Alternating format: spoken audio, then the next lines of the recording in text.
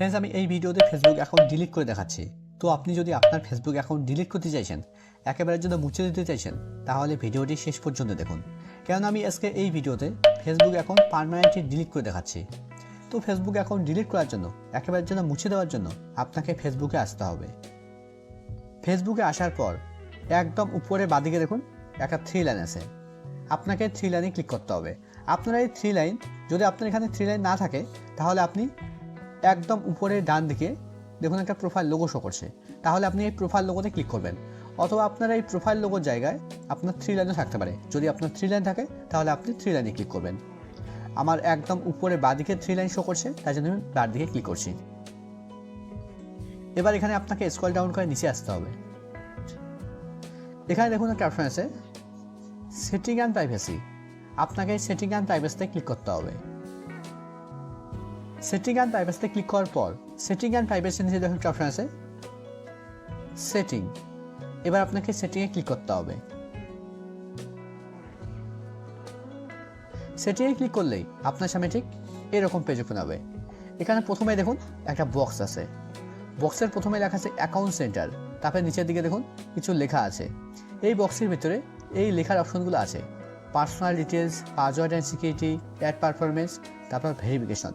তো আপনাকে যেহেতু এই অপশনগুলোতে আসতে হবে, এই লেখার অপশনগুলোতে আসতে হবে, তার জন্য আপনাকে এই বক্সের উপরে ক্লিক করতে হবে।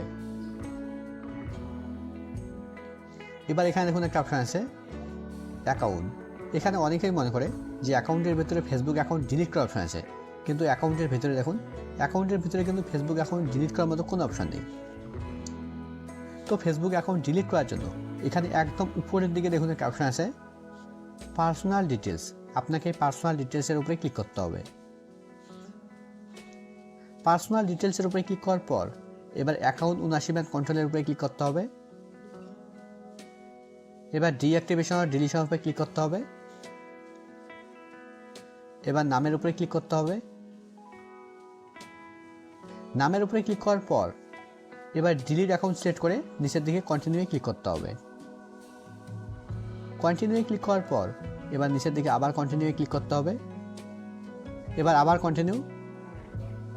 এবার স্ক্রল ডাউন করে নিচে আসতে হবে, একদম নিচের দিকে কন্টিনিউ। এবার এখানে আপনাকে আপনার ফেসবুক অ্যাকাউন্টের পাসওয়ার্ড দিতে হবে। আমি আমার ফেসবুক অ্যাকাউন্টের পাসওয়ার্ড দিয়ে দিচ্ছি। পাসওয়ার্ড দেওয়ার পর এবার পাসওয়ার্ডের নিচে কন্টিনিউ ক্লিক করতে হবে। কন্টিনিউ ক্লিক করার পর এবার এখানে দেখুন লেখা আছে আপনি আপনার ফেসবুক অ্যাকাউন্ট ডিলিট করার পর 30 দিনের মধ্যে ফেসবুক অ্যাকাউন্ট লগ ইন করা যাবে না। এবার নিচের দিকে ডিলিট অ্যাকাউন্টের উপরে ক্লিক করতে হবে। দেখুন আমার ফেসবুক অ্যাকাউন্ট ডিলিট হয়ে গেছে।